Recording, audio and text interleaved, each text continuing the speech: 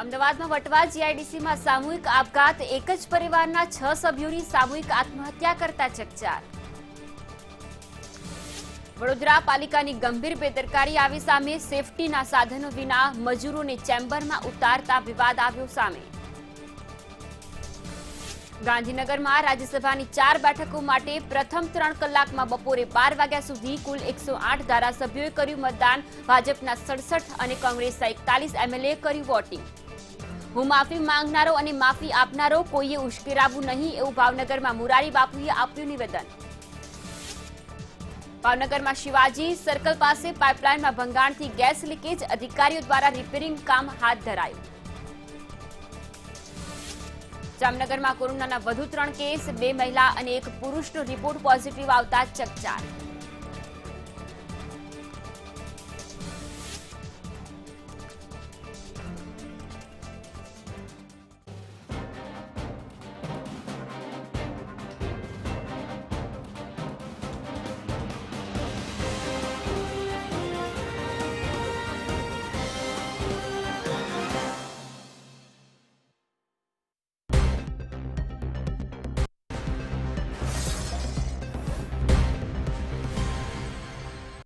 મહત્વપૂર્ણ સમાચાર મળી રહ્યા છે. રાજ્યસભા ચૂંટણીને લઈને આજરોજ મતદાન થઈ રહ્યું છે. તે પૂર્વે અનેક જે પ્રમાણે ઉથલપાથલો જોવા મળી, આ તમામની વચ્ચે મુખ્યમંત્રી વિજય રૂપાણી દ્વારા પણ મોટું નિવેદન સામે આવ્યું છે. તેમણે કહ્યું છે કે છોટુ વસાવા અવશ્ય મતદાન કરવા આવશે અને સૂત્રો તરફથી તેવું પણ જાણવા મળ્યું છે કે છોટુ વસાવા ભાજપને વોટ આપશે. જોકે અત્યાર સુધી બીટીપીના જે ધારાસભ્યો છે તે સરકારથી નારાજ હોવાનું સામે આવ્યું હતું, પરંતુ ત્યારબાદ સરકારની નેતા દ્વારા તમામ રીતે તેમની સાથે બેઠકો કરવામાં આવી હતી. તેમના નિવાસસ્થાને પહોંચીને બંધ બારણે બેઠકોનો દોર ચાલ્યો હતો અને ત્યારબાદ મુખ્યમંત્રી તરફથી આ પ્રકારનું નિવેદન કે છોટુ વસાવા અવશ્ય મતદાન મથકે પોતાનો મત આપવા આવશે. જોકે હજુ સુધી તે સ્પષ્ટ નથી થયું કે તે કોને મત આપશે. સૂત્રો તરફથી તેવું જાણવા મળ્યું છે કે છોટુ વસાવા ભાજપને મત આપી શકે તેમ છે. વિગતો સાથે ફોન લાઈન પર સંવાદદાતા જોડાયા છે સોનલ અનડકડ. સોનલ, મુખ્યમંત્રીનું મોટું નિવેદન કે હવે છોટુ વસાવા મતદાન કરવા મતદાન મથકે પહોંચશે. જે અત્યારે સીએમ તરફથી જે નિવેદન કરવામાં આવ્યું છે જે બહુ મહત્વનું ગણી શકાય, કેમ કે ત્યારે તેમણે એવો વિશ્વાસ વ્યક્ત કર્યો છે કે છોટુ વસાવા મતદાન કરશે, તો એ ચોક્કસપણે એવું માની શકાય કે છોટુ વસાવાનો મત જે છે, બીજેપીના જે મત છે તે ભાજપના સમર્થનમાં પડતા હોવા જોઈએ. કેમ કે જયારે સીએમ તરફથી આવો નિવેદન કરવામાં આવે ત્યારે તેનું એ વાતનું વજન ઓર વધી જતું હોય છે. અત્યાર સુધી ભાજપ અને કોંગ્રેસ બંનેના નેતાઓ બીજેપીના નેતાઓને મનાવવાનો પ્રયાસ કરી રહ્યા હતા. થોડી વાર પહેલા જ કોંગ્રેસના નેતાઓ બીજેપીના છોટુ વસાવાને ત્યાં પહોંચ્યા હતા અને સવારે ભાજપના નેતાઓ ત્યાં પહોંચી ચૂક્યા હતા. એટલે બંને પક્ષના નેતાઓ તરફથી સતત પ્રયાસો કરવામાં આવી રહ્યા હતા કે બીજેપીના મત તેમને મળે. અને હવે જયારે સીએમ તરફથી આ નિવેદન કરવામાં આવ્યું છે ત્યારે ચોક્કસપણે એવું માની શકાય છે કે બીજેપીના મત ભાજપના સમર્થનમાં પડી શકે છે. જી બિલકુલ સોનલ, બીટીપીના મત ભાજપને જશે તો કોંગ્રેસમાં હાર નિશ્ચિત માનવામાં આવી રહી છે. કોંગ્રેસની હારની જો વાત કરીએ તો કદાચ એનસીપી અને એનસીપીનો મત તો જો કે ભાજપની તરફેણમાં જ પડ્યો છે, પણ કદાચ એનસીપી અને બીટીપીના મત ભેગા કરીને પણ કોંગ્રેસના બીજા ઉમેદવારની જીતનો જે આશાવાદ છે તે જીવંત રહી શકતો નથી. કેમ કે તેને 5 મત ખૂટી રહ્યા છે બીજા ઉમેદવારની જીત માટે થઈને, જ્યારે ભાજપને માત્ર 2 મત ખૂટે છે તેના ત્રીજા ઉમેદવાર નરહરી અમીનની જીત માટે. કોંગ્રેસ પાસે માત્ર એટલું સંખ્યાબળ છે કે તેના એક ઉમેદવારની જીત નિશ્ચિત માનવામાં આવી રહી છે અને તે છે શક્તિસિંહ ગોહિલ. ફર્સ્ટ પ્રેફરન્સમાં શક્તિસિંહ ગોહિલને હાઈકમાન્ડે રાખેલા છે અને એ હિસાબથી તેનું જે સંખ્યાબળ છે એક ઉમેદવાર માટે 35નું સંખ્યાબળ માનવામાં આવે છે અને એના હિસાબથી શક્તિસિંહની જીત જે છે તે નિશ્ચિત માનવામાં આવી રહી છે. પણ ભરતસિંહની જીત માટે થઈને કોંગ્રેસે બહુ ધમપછાડા કર્યા છે, પણ લાગી રહ્યું છે હાલના તબક્કે કે જે રીતે માહોલ સામે આવી રહ્યો છે ભરતસિંહની હાર નિશ્ચિત લાગી રહી છે. જી સોનલ, આભાર સમગ્ર માહિતી બદલ. જે પ્રમાણે મુખ્યમંત્રીનું આ મોટું નિવેદન સામે આવ્યું છે કે છોટુ વસાવા મતદાન મથકે પોતાનો મત આપવા જશે અને તેમના નિવેદનથી તેવું પણ લાગી રહ્યું છે કે છોટુ વસાવા ભાજપને જ મત આપશે.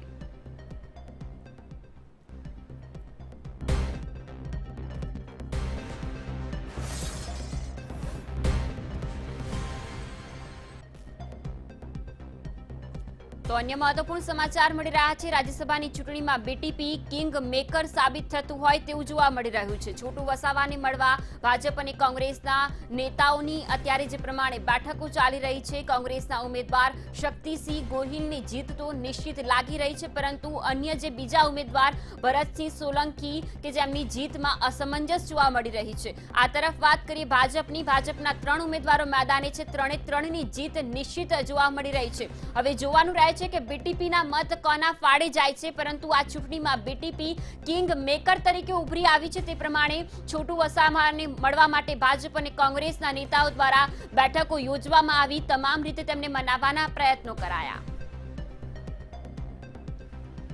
ન્યૂઝરૂમથી સંવાદદાતા અરુણ શાહ જોડાયા છે। અરુણ, જે પ્રમાણે ચૂંટણીનો જંગ તો રોચક જોવા મળી જ રહ્યો છે, પરંતુ તેમાં બીટીપી કિંગ મેકર થતી જોવા મળી રહી છે। ફાલ્ગુની રાજ્યસભાની ચૂંટણી માટે જ્યાં સુધી ગુજરાતનો સવાલ છે, 4 ખાલી પડેલી બેઠક માટે 5 ઉમેદવારો મેદાનમાં છે। પરિણામે કહી શકાય કે ચૂંટણી રસાકસીભરી બની રહી છે। મહત્વપૂર્ણ રીતે અત્યારે જે મતદાનનો સવાલ છે, ત્યાં સુધી લગભગ 130 કરતાં વધુ ધારાસભ્યોએ છેલ્લે હજુ હમણાં જ જે મંતવ્ય ન્યૂઝ દ્વારા ચૂંટણી પંચનો જે સંપર્ક કરવામાં આવ્યો તેમાં પ્રાપ્ત થયેલી માહિતી મુજબ 130 ધારાસભ્યોએ પોતાના મતાધિકારનો ઉપયોગ પૂર્ણ કર્યો છે। જ્યાં સુધી હાર જીતનો સવાલ છે, ત્યાં સુધી બંને મુખ્ય રાજકીય પક્ષો ભાજપ અને કોંગ્રેસ તરફથી હજુ પણ દાવા અને પ્રતિદાવા થઈ રહ્યા છે કે બંને બેઠકો કોંગ્રેસ જીતશે તેવો કોંગ્રેસનો દાવો છે। સામે પક્ષે જોઈએ તો ભાજપે જે રીતે 3 ઉમેદવારો ઊભા રાખ્યા છે, તો ભાજપને 3 બેઠકો મળશે તેવો ભાજપના તરફથી પણ દાવો કરવામાં આવ્યો છે।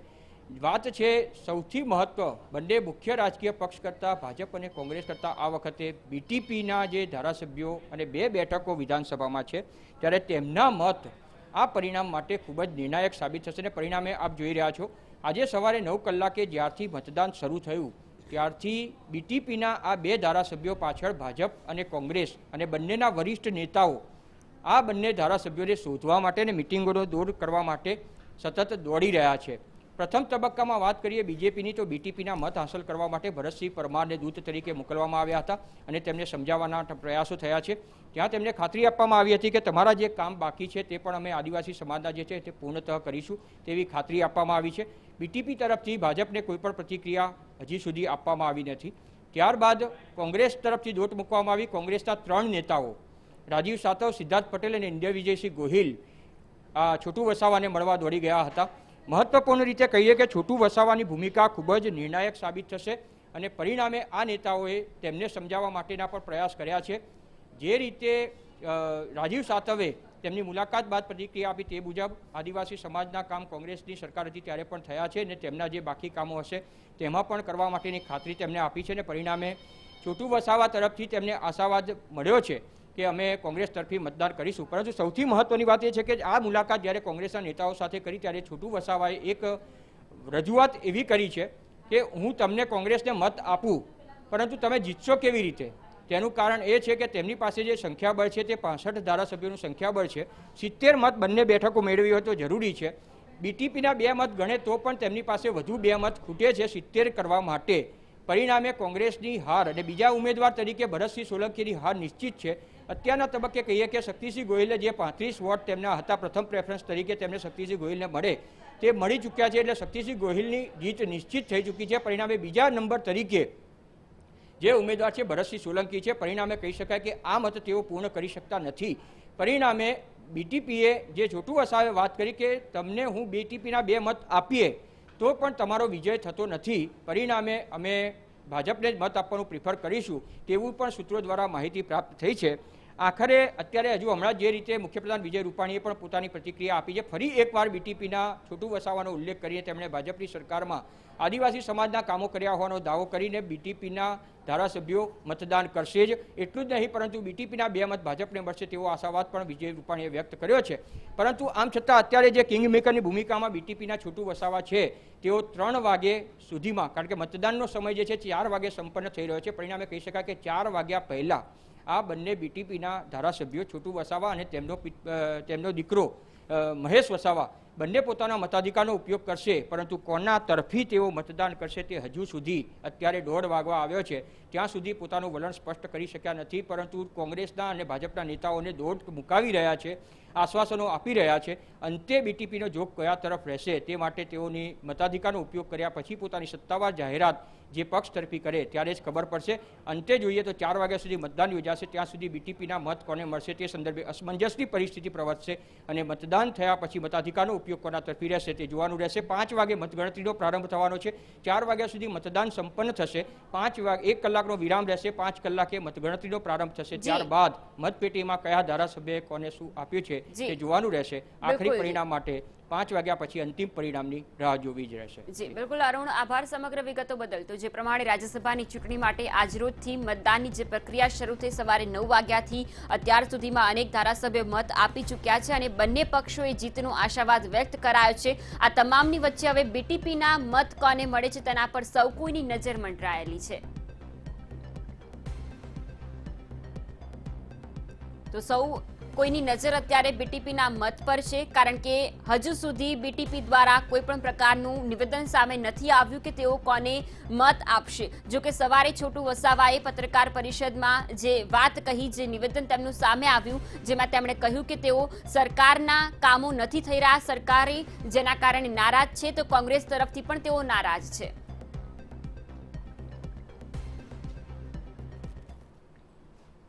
અને હવે વાત કરીએ હે રામ હે કૃષ્ણની.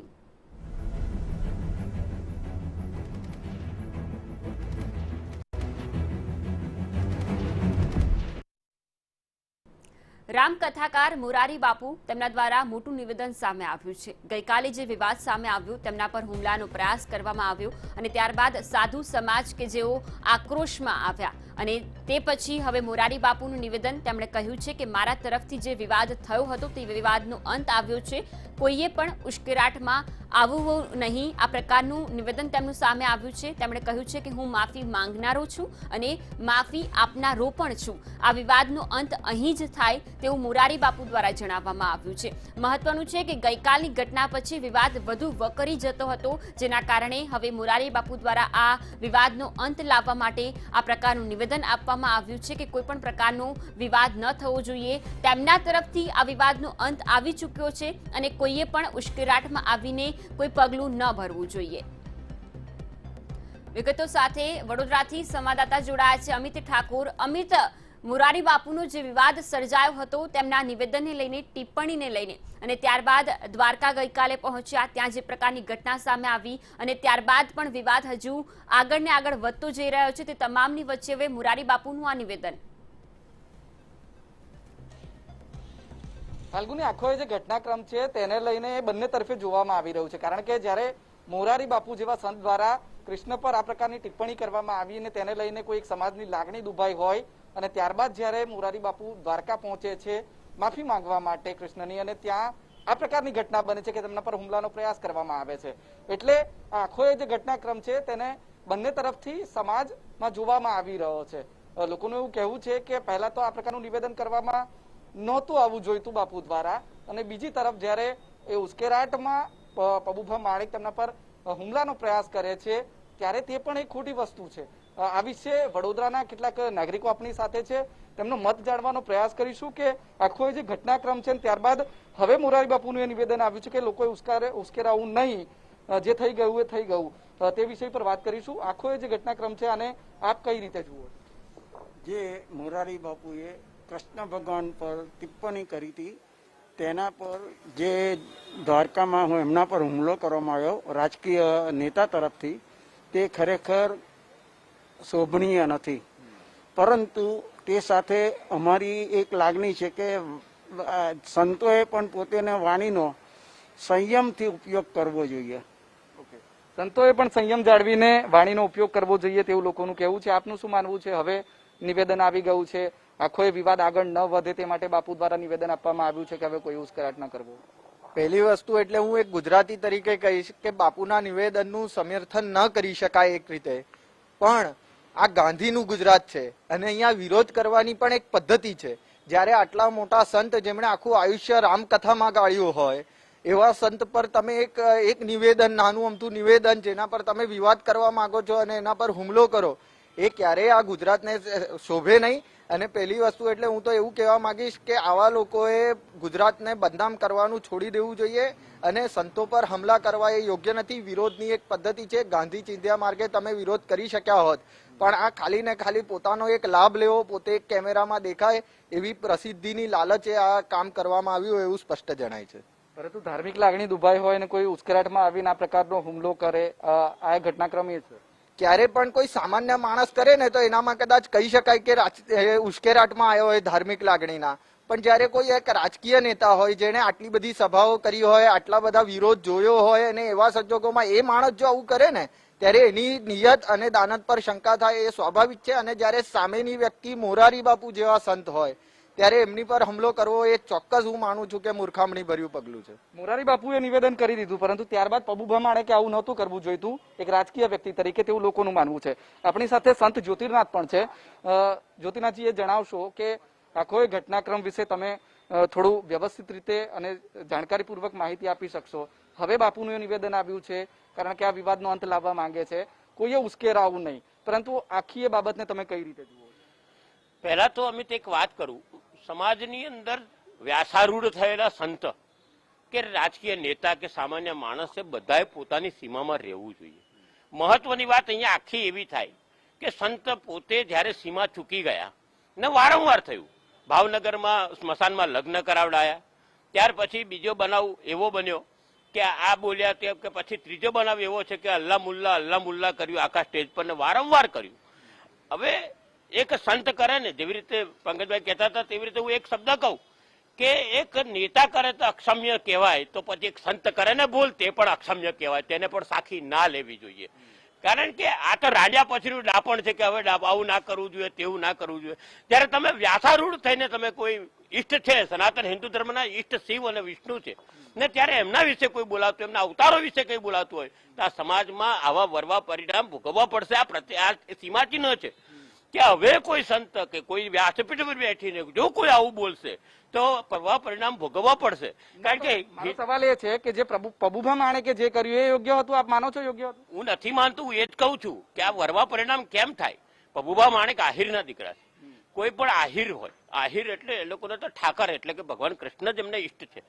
હવે પોતાના ઈષ્ટ વિશે આપણે ત્યાં એવું કીધું છે કે બાપને ગાળો દો તો ચાલે, ઈષ્ટને ગાળો દો તો નહીં સંભળાય.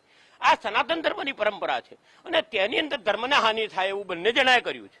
હું એકને ગુનેગાર નથી કરતો, બંને ગુનેગાર છે. એટલે આ વસ્તુ બંને જણા તરફથી અયોગ્ય થઈ છે અને તેને ખરેખર વખોડવી પડે. ના તો હવે ક્યાં સુધી આ વિવાદને ખેંચવો, એટલા માટે જ બાપુએ નિવેદન આપ્યું છે કે કોઈએ ઉશ્કેરાટ ન કરવો, જે થઈ ગયું એ થઈ ગયું. પહેલું નિવેદન બી બાપુનું જ હતું, લગ્ન કરાયા તે બાપુ જ હતા, અલ્લા મુલ્લા કર્યા અને એમની દીકરી પરણી તે મુસલમાનમાં પરણી તે બાપુ જ છે, એમને ઘર જમાઈ રાખેલા છે.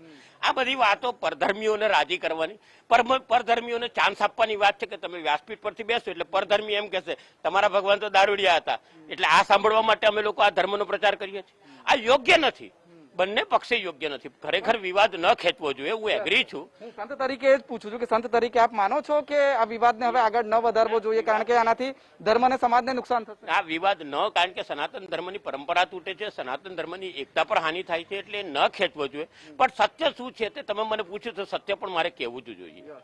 તો આ વડોદરાના નાગરિકો છે, જેમાં સંત જ્યોતિર્નાથ જેવા જાણીતા સંત પણ છે, તેમનું કહેવું છે કે ધર્મ અને સમાજને નુકસાન ન થાય તે પ્રકારે સંયમ રાખીને કોઈ પણ વ્યક્તિએ નિવેદન કરવા જોઈએ.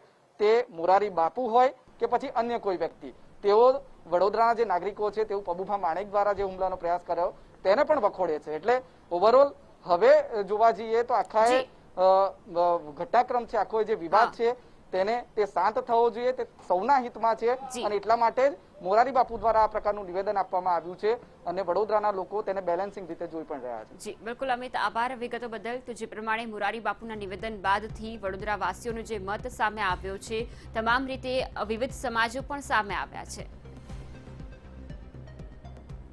તો મોરારી બાપુના સમર્થનમાં અલગ અલગ સમાજો આવ્યા છે. વડોદરા વાસીઓનો શું મત છે તે સાંભળ્યું. હવે સાંભળીએ સુરત વાસીઓ શું માની રહ્યા છે.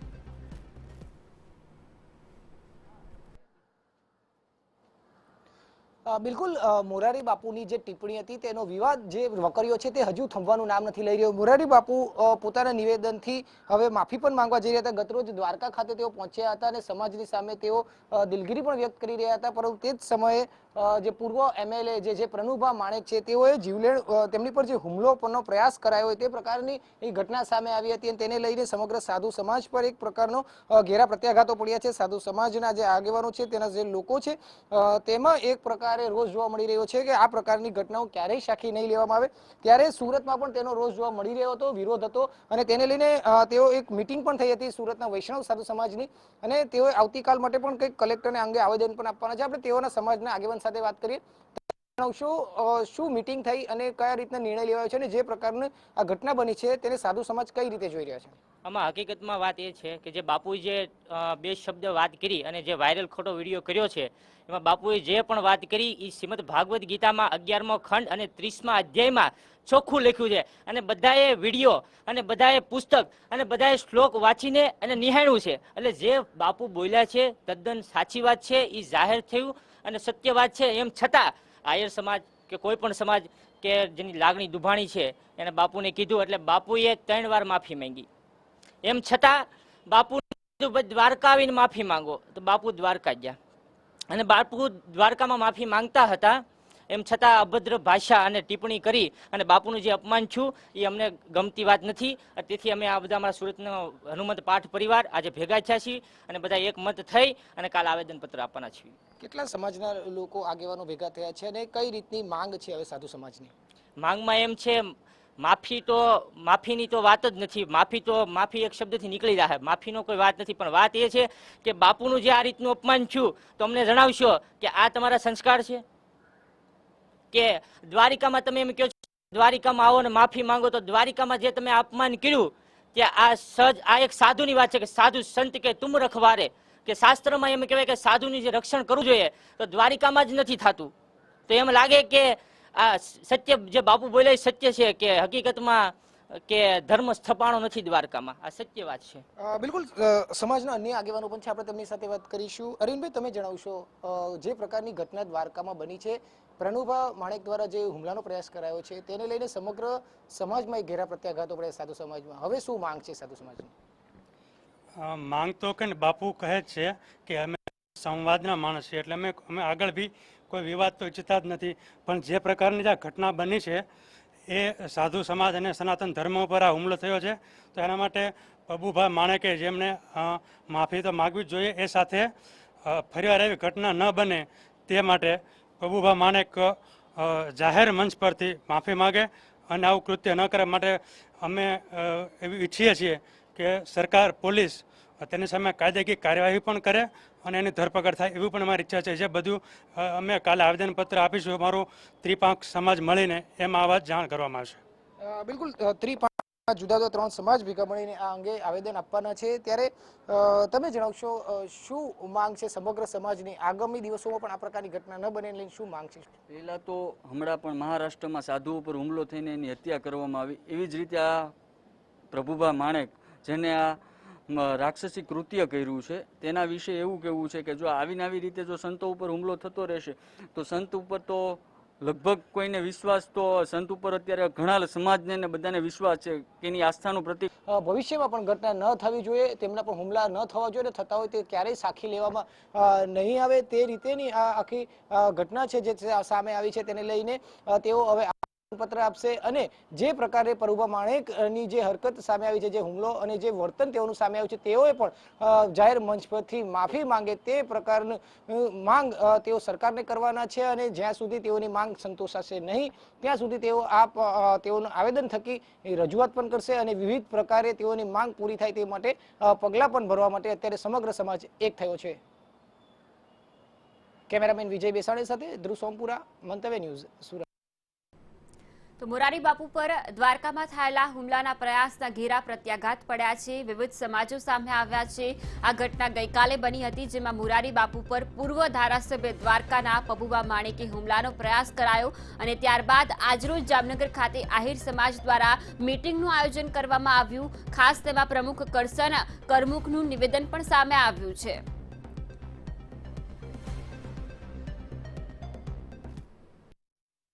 ભાજપના પૂર્વ ધારાસભ્ય પબુભા માણેક અંદર પ્રવેશ કરી અને સીધા જ બાપુ ઉપર હુમલો કરવા માટે દોડી ગયા. એટલામાં તો ત્યાં અમારા સંસદ પૂનમબેન માડમ અને અમારી પોલીસ જવાનો દ્વારા ત્યાં એને રોકવામાં આવ્યા. જો રોકવામાં ના આવ્યા તો કાલે અઘટિત ઘટના ઘટી જાત. આહિર સમાજના આગેવાનો ત્યાં ઉપસ્થિત હોય, પૂનમબેન હોય, ભીખુબાપા હોય, મૂળભાઈ હોય, પ્રવીણભાઈ હોય, અનેક એવા અમારા સમાજના આગેવાનો હતા. એની વચ્ચે જ્યારે સભાખંડની અંદર કોઈ પણ જાતનું નિમંત્રણ દેવામાં નહોતું આવ્યું પબુભાને કે તમે અમારા કાર્યની અંદર આવજો, અને એટલા સમયથી આ વિવાદ હાલતો તો એમાં એક પણ દિવસ પબુભાઈએ કોઈ જગ્યાએ વિરોધ નથી કર્યો, કોઈ જગ્યાએ પ્રેસ મીડિયાની સમક્ષ આ વાત મૂકી નથી કે કૃષ્ણ ભગવાનનું અપમાન થયું છે, એનું એને દુઃખ હોય એવું ક્યાંય પણ રજૂ નહોતું કર્યું. અને સીધા અંદર આવી અને પૂજ્ય મોરારી બાપુ ઉપર હાથ ઉપાડવા સુધીનો પ્રયાસ જે કર્યો હતો એ ગંભીર બાબત છે. આહિર સમાજના લોકોની હાજરી હોય અને આવી ઘટના બને, આહિર સમાજના લોકોને ખૂબ જ દુઃખ છે. દ્વારકામાં પબ્બા માણેકની સામે કાલે એફઆઈઆર દાખલ કરીએ છીએ અને કલેક્ટરને આવેદન પણ આપીએ છીએ. જે કાલે જે સંત મોરારી બાપુ ઉપર જે આ રીતે કરવામાં આવેલું છે તે આહિર સમાજ વખોડે છે. ખરેખર આહિર સમાજની એને બદનામી કરવા માટે થઈને આ બધું એને કર્યું છે ષડયંત્ર. એટલે અમે એને બતાવશું એની ભાષામાં જ, જે એને આવડે છે એ આહિર સમાજને પણ આવડે છે. એને એની તાકાત એને ખ્યાલ પડી જશે 10 દિવસની અંદર.